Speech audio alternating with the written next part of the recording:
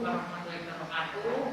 Selamat pagi, salam sejahtera untuk kita semua. Saya mengucapkan terima kasih kepada anak-anakku siswa baru ya, tahun ajaran 2021-2022.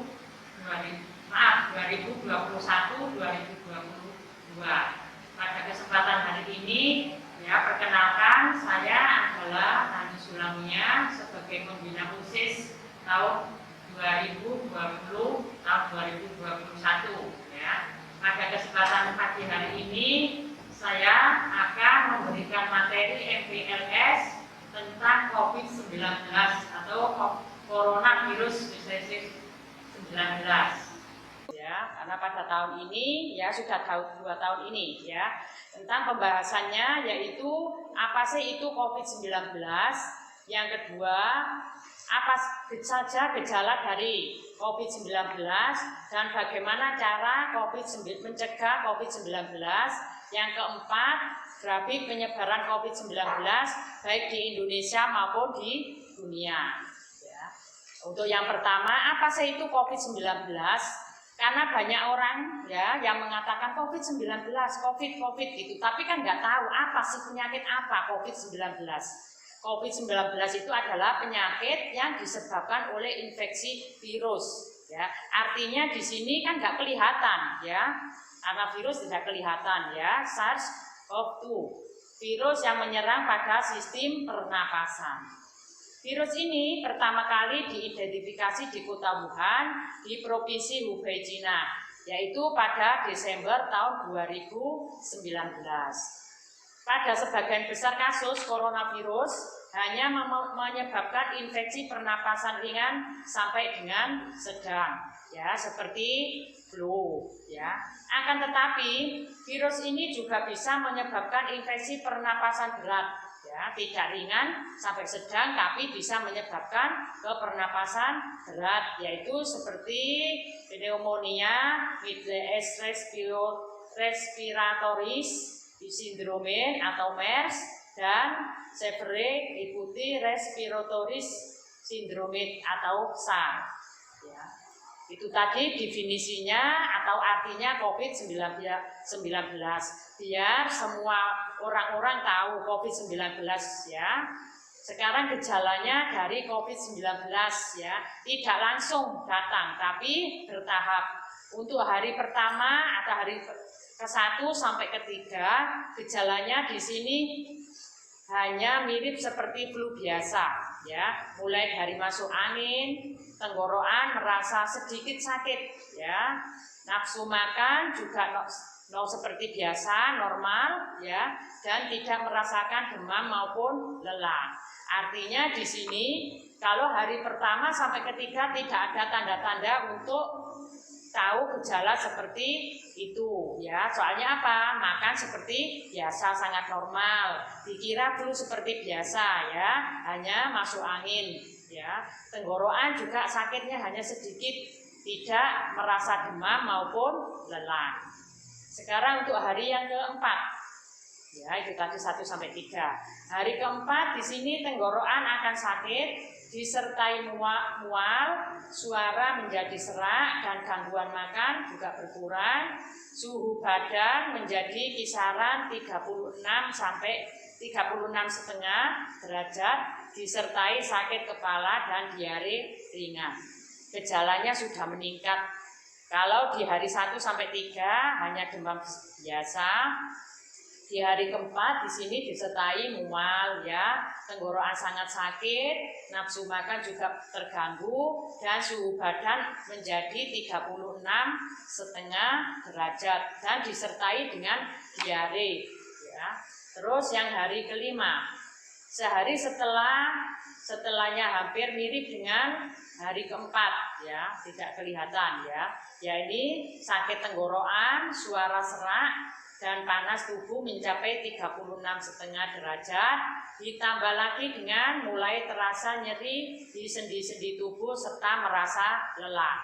Kalau di hari 1 sampai ke-4 tidak ada rasa lelah ya, tidak ada rasa nyeri di sendi-sendi. Tapi di hari kelima sangat terasa ya, terasa nyeri di sendi-sendi dan sudah merasa lelah.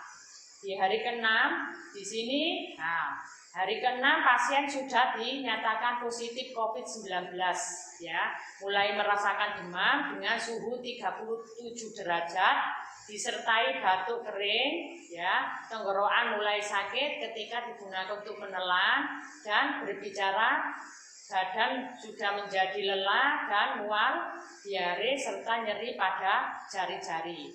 Kalau di hari ke-5 tadi cuma sendi-sendi dan merasa lelah, tapi di hari ke-6 ini sudah dipastikan ya, sudah didiagnosa untuk COVID-19 ya. Karena apa? Suhu badannya sudah 37 derajat ya. Terus tenggorokannya sangat terasa sakit ya, dibuat untuk nelan maupun berbicara, dan diare serta nyeri pada jari-jarinya. Ya, kalau tadi tidak di sendi-sendi tapi di jari-jarinya juga sudah terasa sakit ya.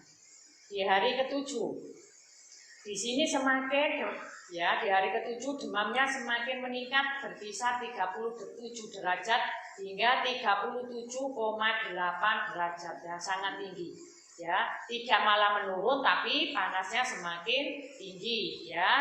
Karena apa? Normalnya kan 36, di sini sampai 37,8, hampir 38 derajat. Ini di hari ke-7 ya, sudah semakin parah. Di hari ke-8 di sini demamnya sudah masuk kategori tinggi, yaitu di angka 38 derajat ya. Kalau hari ke-7 tadi 37,8, di hari ke-8 sudah 38, sudah naik 0,2 ya. Di sini pernapasan semakin memburuk, dada terasa berat dan sulit untuk bernapas ya. Pernapasannya sudah ngos-ngosan ya. Dadanya sudah terasa berat dan sulit untuk bernapas. Ini di hari ke-8. Dan di hari ke-9 di sini demamnya menjadi tidak beraturan. Seluruh gejala semakin memburuk, baik batuk semakin parah dan gangguan pernapasan semakin memburuk ya, semuanya tadi. Demamnya juga sangat tinggi ya. Gejalanya juga semakin memburuk, batuknya juga semakin parah dan pernapasan semakin memburuk. Next. Baiklah, itu tadi adalah gejala-gejala dari COVID-19, berarti dari hari pertama sampai hari ke-9 ya, langkah-langkah seperti itu. Sekarang untuk pencegahan COVID-19 ya, lebih baik preventif daripada kuratif. Lebih baik pencegahan dulu supaya tidak kena COVID-19. Pencegahannya yang pertama yaitu hindari bepergian ke tempat umum yang ramai ya. Nah, biasanya anak-anak muda di sini kan ke mall, ke warung kopi maupun ke main-main ke tempat-tempat rekreasi. Untuk sementara dihindari dulu. Jangan ke tempat atau jangan bepergian ke tempat umum yang sangat ramai. Itu yang pertama. Yang kedua, menggunakan masker saat beraktivitas di tempat umum atau di keramaian. Misalkan kalau kalian pergi keluar rumah harus memakai masker. Ya, alangkah baiknya maskernya itu pakai 2 lapis ya. Yang pertama pakai masker medis, yang kedua juga pakai masker kain. Dan masker itu harus diganti setiap 4 jam sekali. Ya, kalian kemana-mana harus memakai masker untuk mencegah COVID-19 ya. Jangan ditempelkan saja ya. Terus yang ketiga, rajin mencuci tangan dengan air sabun atau hand sanitizer yang mengandung alkohol minimal 60 derajat seperti ini ya. Nah, setelah beraktivitas di luar rumah ya atau di tempat umum harus mencuci tangan sebelum beraktivitas. Terus yang keempat, jangan menyentuh mata, mulut maupun hidung sebelum mencuci tangan. Artinya di sini kalian kalau sudah habis keluar tidak boleh memegang mata, mulut maupun hidung atau daerah muka di sini sebelum mencuci tangan. Lebih baik kalau tadi sudah keluar, misalkan dari sekolahan, ya langsung ke belakang ya, melepas semua pakaian, ditaruh di mesin cuci, pokoknya di luar, langsung mandi, membersihkan diri, baru memegang mata, mulut maupun hidung, tidak boleh langsung ya. Itu tadi adalah merupakan pencegahan dari COVID-19 ya. Sekarang untuk grafik penyebaran COVID-19 di Indonesia maupun di dunia. Ini informasi yang saya dapat per tanggal 9 Juli tahun 2020. COVID-19 itu muncul pada Desember tahun 2019.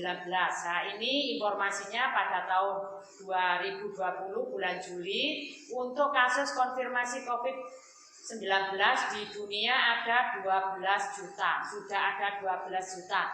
Artinya di sini hampir dari tahun 19 ke 20 itu hanya 6 bulan sudah 12 juta di seluruh dunia.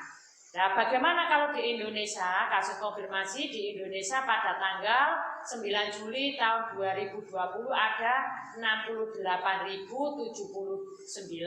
kasus itu di Indonesia ya. Hanya 6 bulan sudah sebanyak itu. Kasus COVID-19 yang ada di Indonesia sembuh 31.585, meninggal 3.359. Ini informasi pada tanggal 9 Juli tahun 2020 ya. Sekarang COVID-19 sudah hampir 2 tahun ya, mudah-mudahan ya cepat selesai kasus ini dan kita bisa beraktivitas, kita bisa belajar tatap muka seperti biasa, dan kita jangan lupa ya menjaga diri, yaitu tadi jangan hindari kerumunan, hindari bepergian ke tempat-tempat ramai, memakai masker dan mencuci tangan dengan sabun dengan air mengalir ya. Dan jangan lupa kita harus berdoa. Mudah-mudahan kasus ini segera berakhir ya. Saya akhiri sekian dulu. Wassalamualaikum warahmatullahi wabarakatuh.